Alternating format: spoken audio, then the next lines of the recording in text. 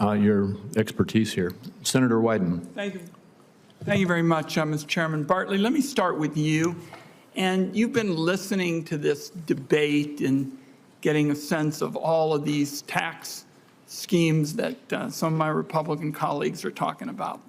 When I listen to this, I don't hear much about consumer protection, but I see a real invitation to people like you to buy more junk insurance. And I heard you talking about the expensive illnesses that you and Carla had, over the years. This junk insurance would just put you in a hole when what you're getting now allows you to stay in your home and pay for necessities until you're on Medicare. Am I missing something?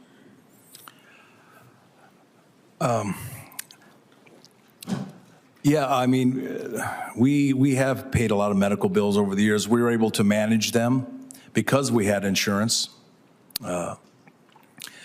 Workout payment plans with the various health providers, and it cut into our budget tremendously at times, but we were able to manage it.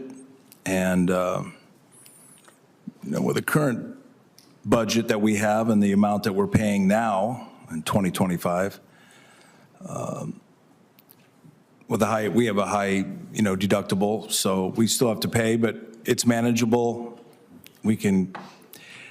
A lot of these ideas that I've been hearing about are, I don't have the depth to comprehend a lot of it, but I don't know. I'm pretty confused and I'm concerned. Okay.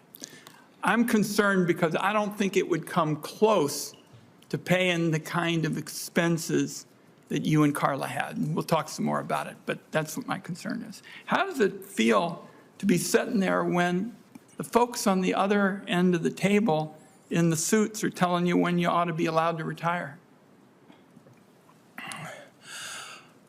Well, there are so many types of jobs in this world. Some jobs aren't as physically demanding.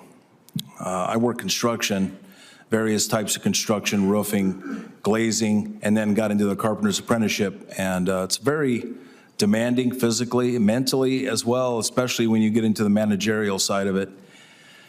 And it's a little bit like pro sports. The quarterback can't play till he's 45 years old. And in construction... Brady thinks so. Yeah, in construction, you have to cede to the younger generation at some point. So working till you're 66 years old isn't that feasible. Yeah. Well, I just so appreciate you and Carla putting a human face on this, because back here, everybody always talks about working families. If you had a nickel for every speech that featured working families, you'd be rich.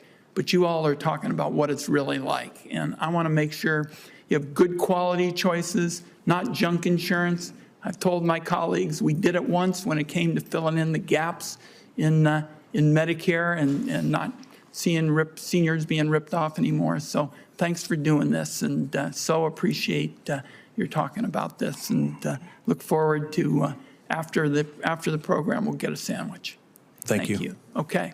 Mr. Levitas, let me ask you a question with respect to these, tax issues. We have 24 health tax accounts now, currently on the books. So there is a blizzard of all of these definite, this is a full employment program for accountants trying to make your way through this, and our Republican colleagues are now talking about number 25. They're going in the opposite direction for where I went with senior Republicans to make life better for folks trying to figure out how to buy Medicare, supplements. Now, you've expressed the same kind of concern. Why are you so skeptical about the prospect of a 25th version of the same idea, and somehow that's going to work out fine for everybody? Thank you for the question, Senator. Well, so there are basically two reasons why at this point approaches like that just wouldn't do anything to help Mr. Armitage.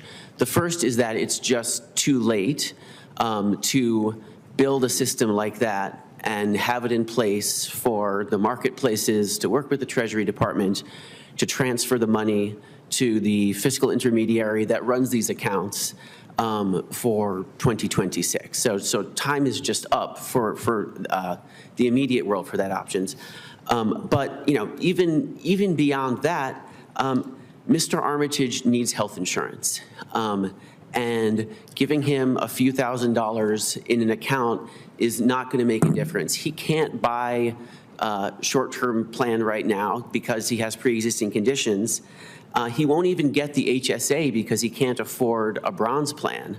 So these options right now just won't do anything for the affordability crisis. Let me very quickly ask you for your thoughts on how you can take on big insurance in a way that tackles rising costs and reduces complexity without taking coverage away from people. That's a great question. So, I'll start by saying the Affordable Care Act did end some of the worst insurer practices in terms of discriminating against people with pre-existing conditions, but they have found other ways to not pay for coverage, things like prior authorization, and I think we absolutely need to look at ways to make sure that insurance companies are actually paying for the services that they should. Why don't you give in writing your specific ideas? I share your view completely on fixing prior authorization. Thank you, Mr. Chairman.